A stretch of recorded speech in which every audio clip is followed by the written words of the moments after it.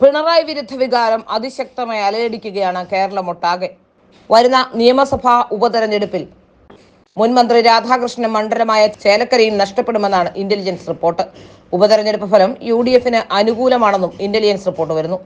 രാഷ്ട്രീയ സാഹചര്യം അനുകൂലമല്ലെന്നും ഉപതെരഞ്ഞെടുപ്പ് ഫലം UDFന് അനുകൂലമാകുമെന്നാണ് ഇന്റലിജൻസ് റിപ്പോർട്ട്.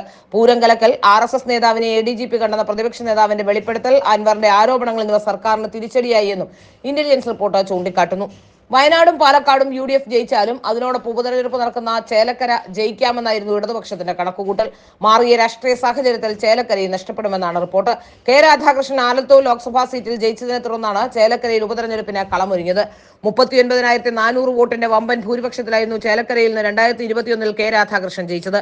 മന്ത്രിയായ രാധാകൃഷ്ണൻ വകുപ്പിലും കാര്യക്ഷമത പുലർത്തിയിരുന്നില്ലെങ്കിലും മരുമകൻ മുഹമ്മദ് റിയാസിന് വെല്ലുവിളിയാകുമെന്ന് മനസ്സിലാക്കിയ പിണറായി ലോക്സഭാ സീറ്റിലേക്ക് മത്സരിക്കാൻ നിർദ്ദേശിക്കുകയായിരുന്നു. ലോക്സഭയിലേക്ക് മത്സരിക്കാൻ രാധാകൃഷ്ണന് താല്പര്യമില്ലായിരുന്നു. രാധാകൃഷ്ണന് പകരം മുൻ MLA UR പ്രദീപ്, AK ബാലന്റെ ഭാര്യ PK ജമീല എന്നിവരെയാണ് LDF ചേലക്കരയിൽ പരിഗണിക്കുന്നത്. സിറ്റിംഗ് സീറ്റായ ചേലക്കരയിൽ പരാജയപ്പെട്ടാൽ പിണറായിക്ക് മുഖ്യമന്ത്രി സ്ഥാനം ഒഴിയേണ്ടി വരും.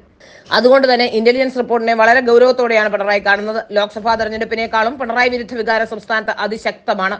ഉപതെരഞ്ഞെടുപ്പ് ഫലത്തോടെ പിണറായി യുഗം അവസാനിക്കുമെന്നാണ് രാഷ്ട്രീയ നിരീക്ഷകരുടെയും വിലയിരുത്തൽ.